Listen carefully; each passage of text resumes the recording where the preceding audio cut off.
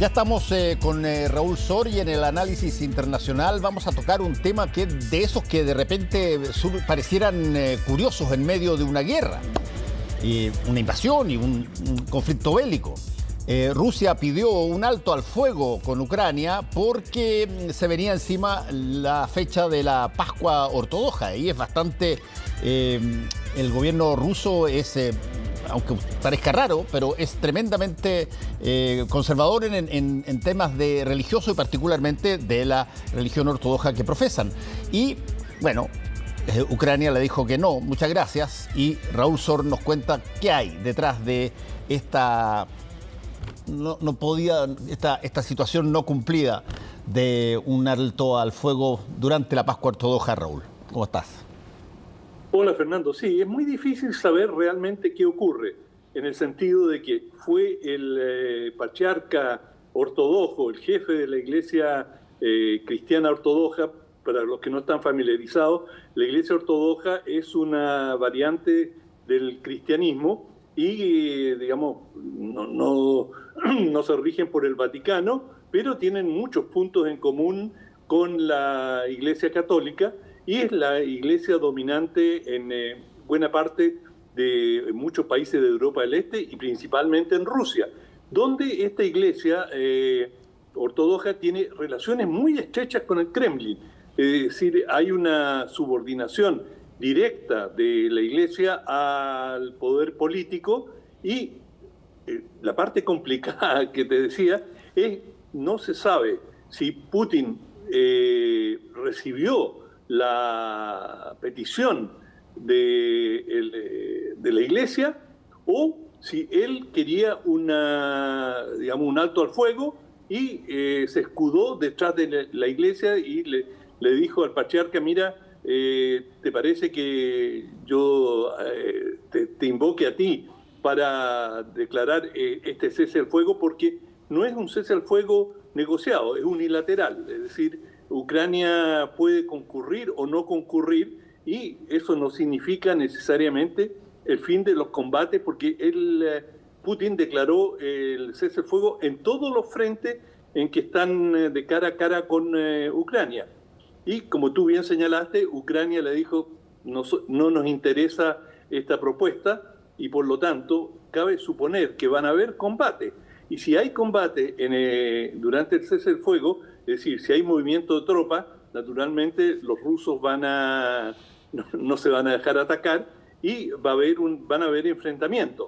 Pero probablemente no hayan enfrentamientos tan generalizados como los habrían si no hubiera cese al fuego. Y hay que recordar también que para los soldados, para la gente que está en el frente, esto es un respiro. Y digamos, me imagino que tanto soldados rusos como ucranianos deben tomar esto con cierta alegría.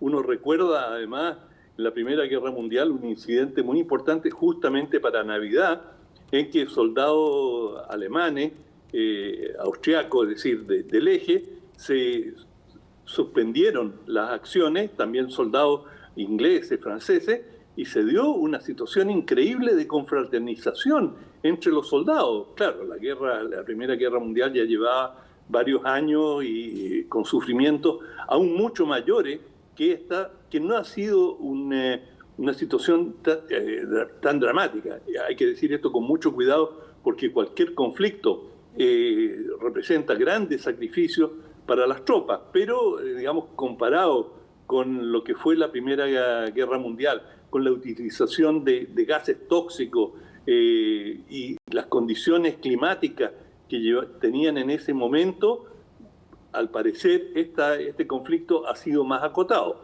Pero aún así, cualquier tregua, cualquier cese al fuego puede representar una noche, por lo menos, en que las tropas pueden dormir tranquilas y que, como hemos visto, los bombardeos de lado y lado se han ido incrementando. Por lo tanto, este cese al fuego, que es unilateral, o sea, de parte de Rusia y que no ha sido acatado o no ha sido acogido por Ucrania, Ucrania tiene una versión completamente distinta de las motivaciones de Rusia. Sí, los cese al fuego en general así cuando se dan invocando causas que no tienen que ver directamente con el conflicto, sino que con causas externas, como por ejemplo una efeméride como la que estamos hablando, etcétera, han tenido algunos de ellos éxitos bien trascendentes. De hecho, acaba de morir Pelé la semana pasada y se recuerda cuando Pelé estaba en el Santos, esto fue el año 69, estaba en el Santos y Santos era uno de los equipos que todo el mundo quería ver jugar en la tierra de ellos. Y entonces viajaba por todo el mundo y cobraba carísimo. Bueno, y fue a jugar contra Nigeria. Y estaba Nigeria en guerra civil, brutal, en Biafra. ¿Te acuerdas tú toda la situación? Y se toma la decisión de parar la guerra para ver el partido de Santos con Nigeria. Y esa es una de las cosas más extrañas que hay, pero estos ceses al fuego, invocando causas externas, no son una cosa tan extraña, digamos. A veces resultan, a veces no. Hay una larga tradición, que es la de los Juegos Olímpicos. Por cierto. Es decir, que en Grecia, en la antigua Grecia, se suspendían las guerras durante los Juegos Olímpicos, competían bandos enemigos y una vez concluidos los Juegos volvían a tomar las armas uno a otro.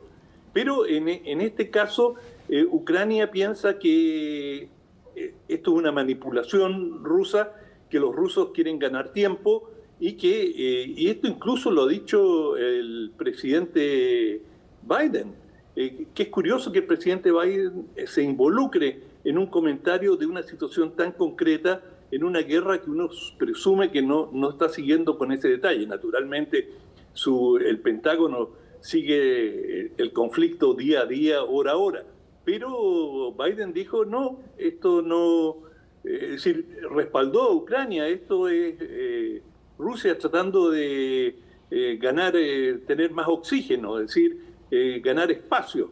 Por lo tanto, Estados Unidos respaldó, tampoco se puede establecer quién tiene la última o la primera palabra en esto. Si Estados Unidos o los estrategas norteamericanos dijeron no conviene un cese al fuego por cualquier tipo de consideraciones, incluso por lo que está pasando en Rusia, o es propiamente Ucrania la que dijo nosotros no estamos dispuestos a aceptar un cese al fuego en estas condiciones. Y hoy tan precisamente dos países han acordado enviar armas de cada vez más potencia. Hasta ahora varios países se habían negado a enviar blindados. Entre estos países ahora está Alemania, que va a enviar unos vehículos blindados de nombre Marden, y Francia, que va a mandar sus tanquetas ligeras o vehículos blindados AMX-15, que los va a enviar a Ucrania, que no lo había hecho hasta ahora. Entonces vemos que en Occidente hay una escalada muy, yo diría en cierta forma, casi perversa, porque es a cuenta gota. A medida que van siguiendo cómo avanza el conflicto, le van poniendo un poquito más. Es decir, si ya están jugados, podrían de una brindarle el apoyo. Ya está claro que Rusia no va a intervenir fuera de Ucrania y por lo tanto no se entiende muy, y dado el nivel del apoyo que está brindando Occidente, uno no termina de entender por qué no le dan un apoyo más decisivo y no tan medido, porque eso, digamos, prolonga la guerra.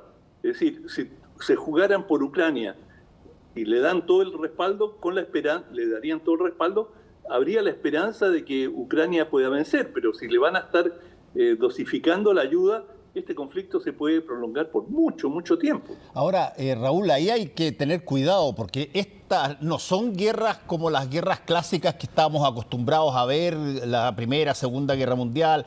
La guerra de Vietnam, que es una guerra que eventualmente podría en algún momento dado ser utilizada como paralelo en el sentido de que son esas guerras. La guerra de Vietnam partió en el 55 y terminó el 75, son 20 años de guerra. y habían noticias todo el tiempo, se contaban las víctimas y seguía y transcurrían las cosas tremendamente, particularmente en Vietnam, afectada por la guerra, pero no paraba la guerra. Ahora, eso era sin utilización de arsenal nuclear ni nada que eventualmente uno pudiera, como se ha sugerido incluso en algunas oportunidades, que podría estar siendo usado. Por lo tanto, el prolongar una guerra sin tener claro cuál es el fin de ella, bueno, lo hemos hablado varias veces, de pronto puede terminar en una escalada que es inédita hoy día. Sí, tienes razón. Y además tampoco es tan fácil escalar la ayuda, en el sentido que el ejército ucraniano tiene que ser entrenado en la utilización de estas armas. No es una cosa automática que tú le entregas los vehículos, es decir, necesitas mecánicos, necesitas aprender cómo operan las distintas armas.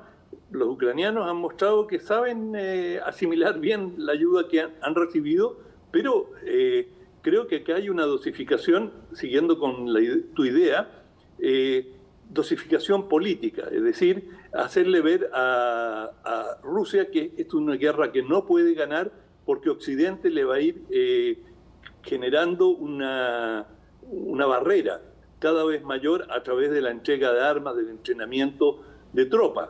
Pero también yo tengo la impresión de que no hay una voluntad de llevar esta guerra a su conclusión, que acá parece haber una estrategia, y digo parece, de desangramiento de Rusia, es decir, algo como lo que le pasó a Estados Unidos en Vietnam. Es decir, que mientras más dura, más difícil se hace la situación. Y también en Rusia, aunque es un sistema autoritario, es una dictadura, pese a ello hay opinión pública. Y la opinión pública jugó un papel absolutamente decisivo en terminar la guerra de Afganistán. Por lo tanto, aquí se podría dar una situación similar en que el cálculo no es solo militar, sino que primordialmente político. Sí, bueno, ese es un punto que hemos conversado otras veces, de qué es lo que eventualmente, y tú mencionaste este concepto de una guerra de desgaste en algún momento dado, donde, claro, pero el desgaste no necesariamente, o casi por definición, no es una cosa demasiado rápida. Es una cosa que tú vas de a poco horadando las fuerzas de tu adversario hasta que finalmente se rinde o se termina la guerra, se pacta algo. Pero eso, yo tengo la impresión que si es que están buscando hacer una guerra de desgaste y prolongarla, desde el punto de vista de la imagen de Rusia, no está llegando a buen puerto. Se habla más de Ucrania que de Rusia. No, porque te digo, por ejemplo, en el caso de...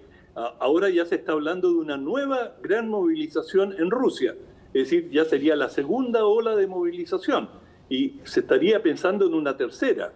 Bueno, esas movilizaciones tienen costos políticos muy grandes para los gobiernos que tienen que realizarlas. Sobre todo si es una guerra que no nació de la voluntad popular. Es decir, no es una guerra de defensa, no están defendiendo su territorio, y hay muchos rusos y lo hemos visto por múltiples testimonios, que no están en absoluto de acuerdo con esta guerra y que menos aún quieren combatir y que están dispuestos a emigrar, ir a cualquier parte con tal de que no los recluten.